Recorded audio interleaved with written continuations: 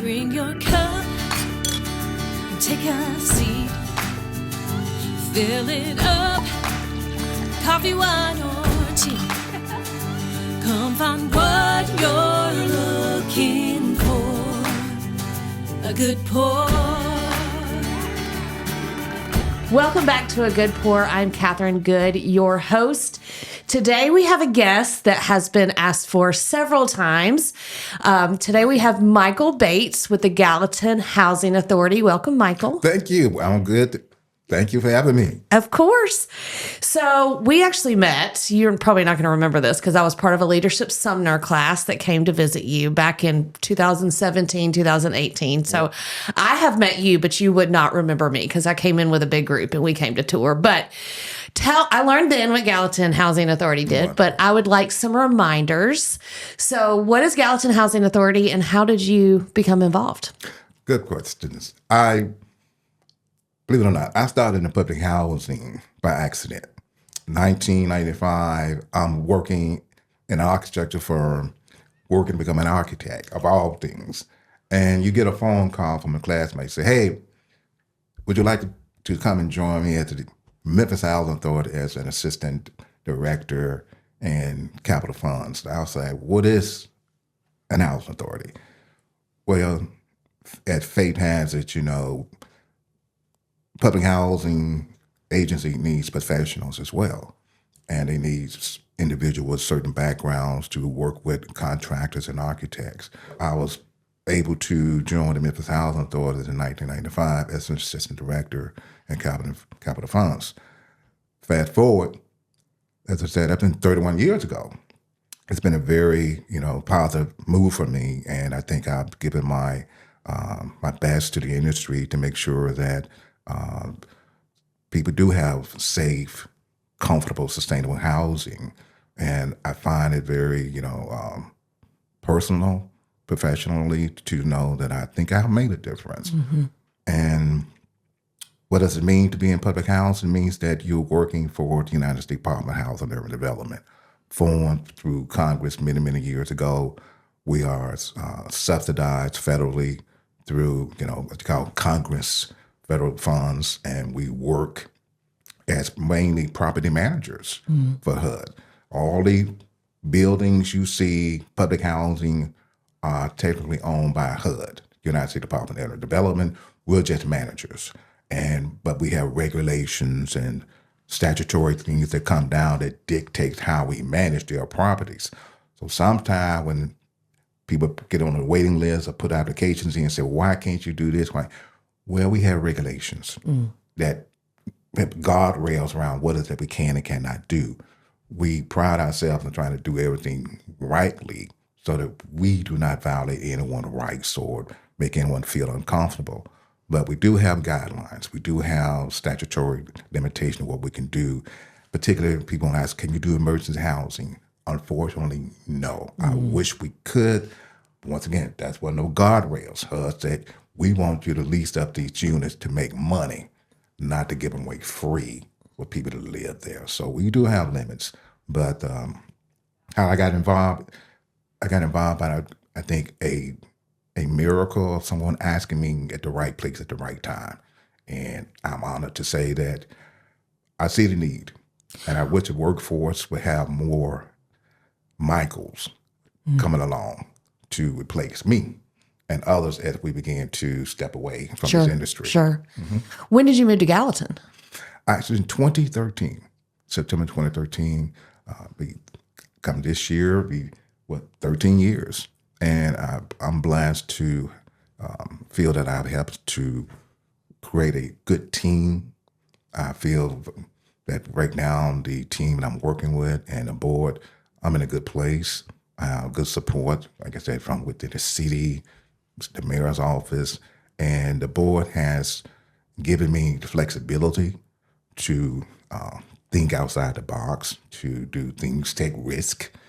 And those risks, I think, have shown to be fruitful because we have created additional affordable housing here in Gallatin, because of those, what allowed me to take risk. Currently, Gallatin has from the Gallatin Housing Authority perspective, we have increased the number of affordable housing here in Gallatin by 65% Since when?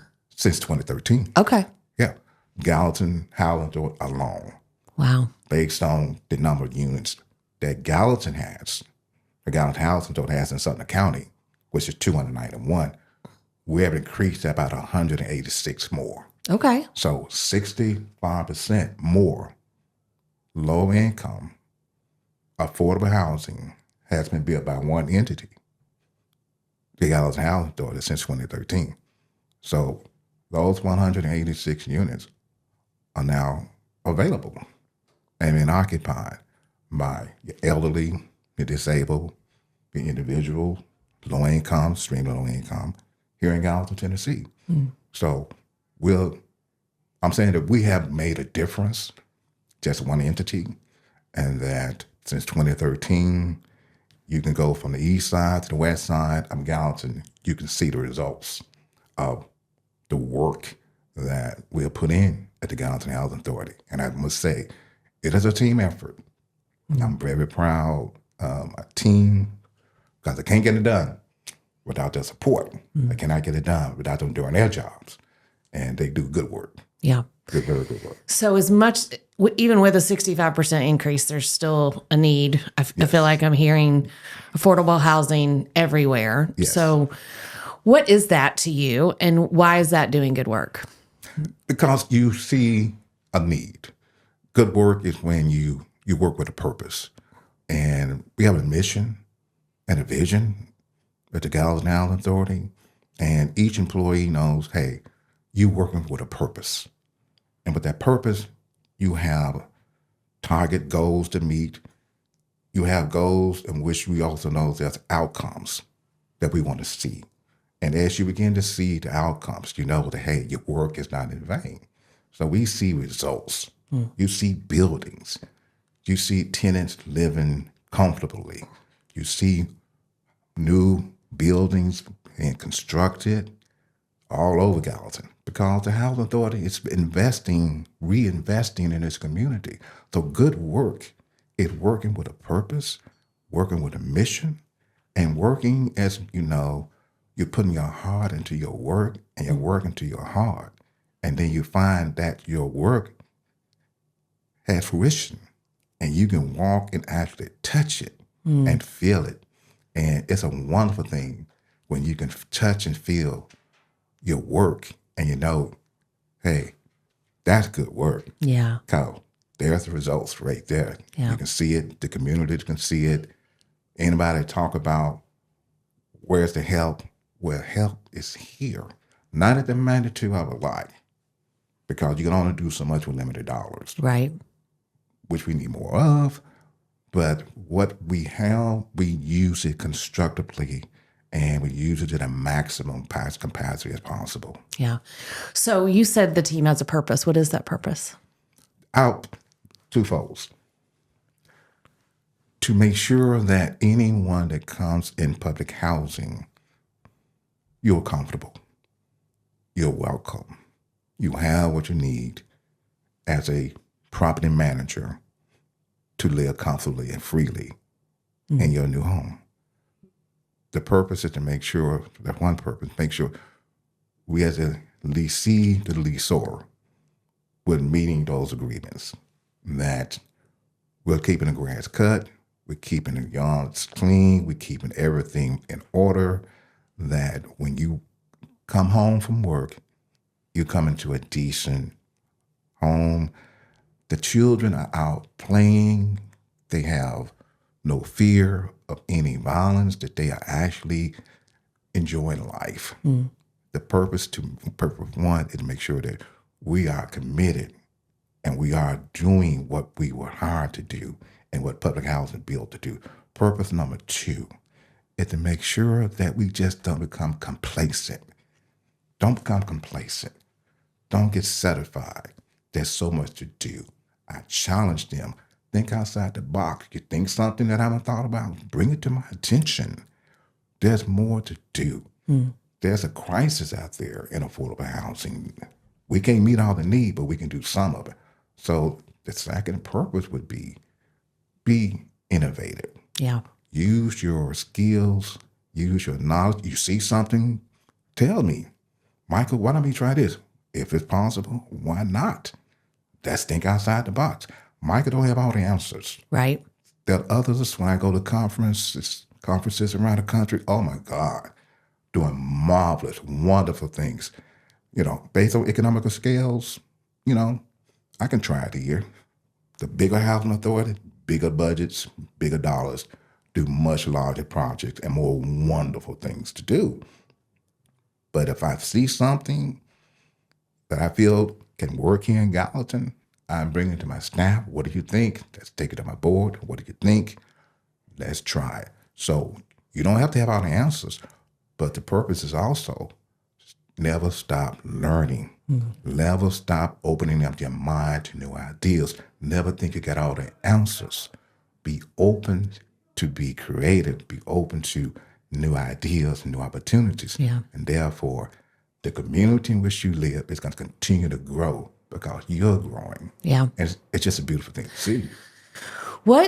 So your tenants pay rent. Yes. So you mentioned encouraging, well, before we started talking, you mentioned kind of encouraging people to have improve their skills, Yes. And we talked offline about this is hard. Yes. But what do people misunderstand, or what would you like people to understand more about affordable housing or the people living in affordable housing? The misnomer or the stigma that comes with living in public housing, welfare queens and all this stuff, and crime. That's a lot of poor misconception. In fact, you said there's less crime in Gallatin Housing Authority than anywhere. Less crime within public housing because most of the time it's those who bring in the criminal activity to public housing. So I think that's a poor misconception that people in public housing are the criminals or creating crime. And no, it's those that come into public housing that are creating the crime.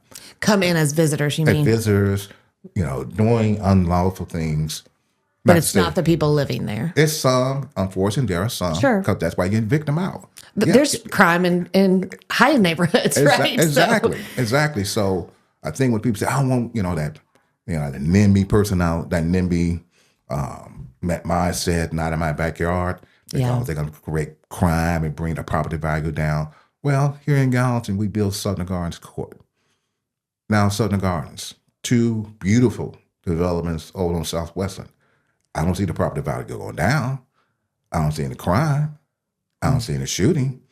I see children going to school, parents going to work, individuals living their separate lives, children graduating from high school, going off to college like every other, you hope your child would do.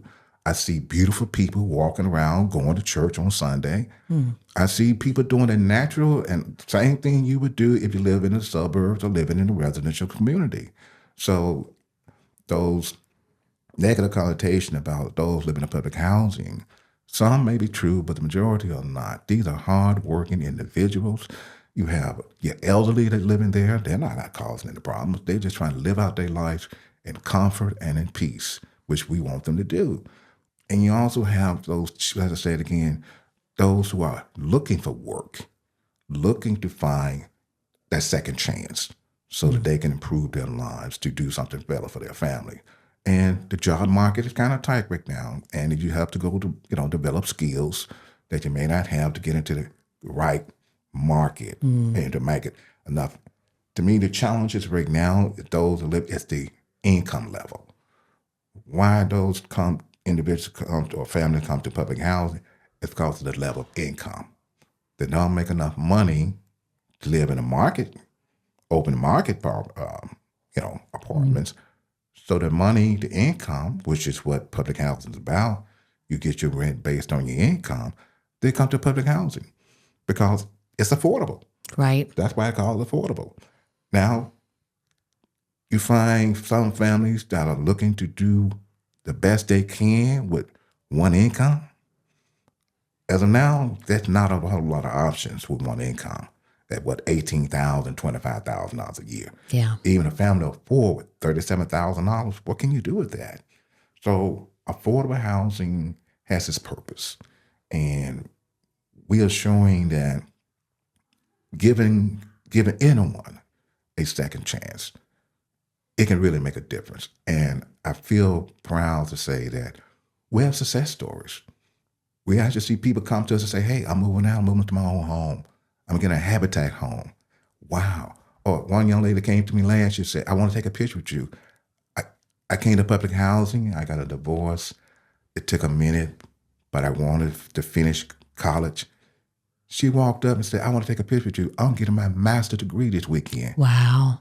I wanted to let you know how public housing gave me an opportunity to reset my life. And I went ahead and got my master's degree because public housing gave me a safe place. And I was able to go to work, go to school, and this is what I want to say thank you. And she wanted to come and take a picture with me. Yeah. And I said, this is what it's all about. That's a success story. Someone getting their master's degree, living in public housing, and preparing to move on to another level in life. So no, there's some beautiful people that live in public housing. Don't look at what happened outside in other major cities where they said going on the crime. Look at where you are. And more importantly, meet people where they are. Because everyone has a story. Yeah. You don't know their story. Get to know people before you start judging them or prejudging them. I can't prejudge them. I have to meet them where they are. And that's what I inform my staff. We got to meet them where they are. Not all of them are good. There are some conflict resolution time. Yeah. Issues, let's work them out. Sit down together. Where's the problem? Where did it start? Always ask, where did it start? Why are we here? Don't take it from your perspective. Begin to listen. Don't have a monologue. Have a dialogue. Don't just do the talking. Have a conversation. Right. Why is, in your opinion, to have a safe a place to live, why is the home such a big part of this equation and moving up and making your life better? Why is the home so important? We have a thing called we have a poster contest in the state, what's called a TARA statewide agency called Why is Home So Safe? Because it's where you grew up. It's where you learn your culture, the environment. It's where you learn to speak languages, where you learn to communicate, where you get those family values, where you actually begin to critically think about who you are. How do you interact with your family? How you interact with your neighbors? How you begin to develop those social skills? How you begin to see individuals go to work and develop work ethics. Teaching, begin to learn that from teaching at home that you are able to learn and that you see things that you want to say, oh, I want to be like that. So that's having that safe home gives you an environment in which you begin to actually grow and your mind begins to develop in stages, as we all know, from a child to teenager to an adult. And all those values begin to make who you are and begin to make decisions as to where you might want to go professionally. You may want to go to college, you may want to go to the military, where you want to be a nurse, a doctor. Those things begin to develop at home. Home is so important, and having a comfortable place at home where you can actually relax and begin to interact and enjoy and just read and feel safe. Your mind began to open up and begin to just feel like, okay, the world is my island and I can do anything. I don't feel threatened. I don't feel unsafe. In fact, I feel like the world is mine. Wow. And so that is what a safe home means, that the world is mine and I'm free to think about whatever I want to be and what I want to do, and opportunities are out there. I just got to go get it. Yeah. I love that. Thank you. You need to be on some stages. Do you speak? Do you speak at these conferences? Well, you need to. How do you feel like Gallatin's doing this differently? Out of Gallatin? How under your leadership, how are we doing this differently? It sounds like you're thinking outside the box. You're going to these conferences. Yes. And you're clearly positive in nature, and you're leading your team. But is there anything else that you would want people to know about how we're doing this well? Yes, I want people to understand that Gallatin Housing was a very small housing authority, but we do great things. You don't have to be big to do big things. Even small housing authorities or small people can do big things. I want people to know that the Gallatin Housing Authority in 2025 was named the Housing Authority of the Year for the mid-sized housing authority reside in the state of Tennessee. Okay. Congratulations. Thank you. And I myself was named the Executive Director of the Year for 2025. So you have Congratulations. Thank you for not just Gallatin, but also South Carthage. Also, I manage 2 housing authorities. Oh, wow. Okay. The South Carthage Housing Authority in Smith County and the Gallatin Housing Authority. So I wear 2 hats. Wow. You're a busy man. Yes, indeed. And both housing authorities recognize as agencies of the year. Okay. And to also then be recognized as Executive Director of the Year by your peers simply says that, Mike, we notice what you're doing and that good things are happening in Gallatin. Things are happening good all over the state, but you're different because what you're doing sets yourself apart, and that what we feel that you have done has shown others of your peers that you own the respect to. So you're doing some marvelous things, and that this time you need to be recognized.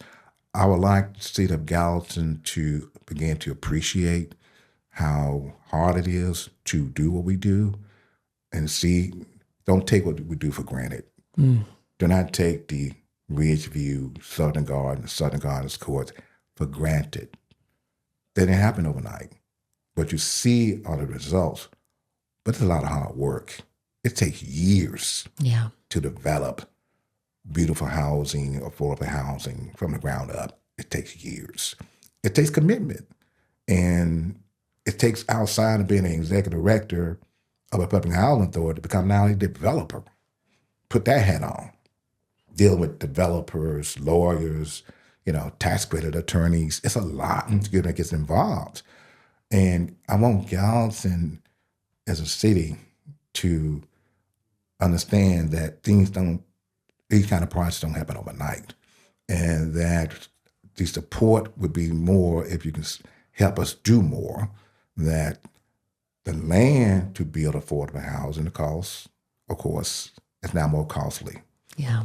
So to make housing affordable, it's become more and more challenging because the land you purchase will not allow it to be affordable. Right. So where do you find affordable, buildable land, lots in Gallatin, to duplicate what we did in Southern Gardens Court? That is the challenge that I'm putting on the table today, that the value of land, acres of land in Gallatin, Tennessee, it's going to almost push the limit on how many affordable housing can be built, because the outside investors and others are purchasing the properties or land at higher prices, Right. which makes it unaffordable for the Gallatin housing authority to purchase. And even landowners are saying, we want so many thousands of dollars per acres, we cannot afford. We are a simple housing authority. But to say to those that are listening, it's a challenge. Yeah. And those outside investors, you're making it difficult for those of us in the affordable housing business to meet our goal, to meet our mission and our vision, because and just to help solve the affordable housing crisis. I mean, that's what everybody's calling it. You know, when you nationwide, absolutely, it's a crisis. It's a crisis. You get tired of hearing the numbers, and you get tired of the politicians always saying, "Well, we're going to address affordable housing." When? When? We just got a 15% cut in our operating subsidies this year. You're asking us to continue to do more with less. And we're Well, trying to and be as you great. said, it takes a long time. Yes. And so the progress that you have been able to have has been 13 years in the making. Yes. And so the results, are based in effort and consistency and all of these things. And so, and funding. Yes. And when we take that away or decrease it, we're going to see that in the future too, right? That's correct. You're going to see less affordable housing because there are going to be less opportunities. You're going to see less land available to make it affordable, even to an individual homeowner can't afford a single family home because the land is more expensive and the building cost of materials are more expensive. You have also individuals rather to be homeowners. This market is really, I would say, at an extreme level now, not just for private homeowners, but those of us in the nonprofit, single, multifamily business. We all want to help those who we in our market, but it's become more and more challenging because those with the investors are making it more challenging. And I want to say that Gallatin Housing Authority would do its part. We have limited funds, of course, but we'll never allow that to stop us. And we will continue to try to do partnerships with, developers, partnership with, limited partners or private investors to help us to create affordable housing. But the question is, where we're going to find the properties to do it. Yeah, and that's a that's challenge. what I've. When we've talked to Habitat or Dinesh with Grace Place, I mean, it's the land. It's where's the land? So Absolutely. They're not making no more land. yeah, can't make any more land. No, ma'am. No, we cannot. Well, thank you for all the hard work you do, all the good work you do. So, what else? I like to end with: how do you we can't continue to do good work if we're not full ourselves. So what good things do you do to make sure that you're taken care of and that you're full and you can pour out to others?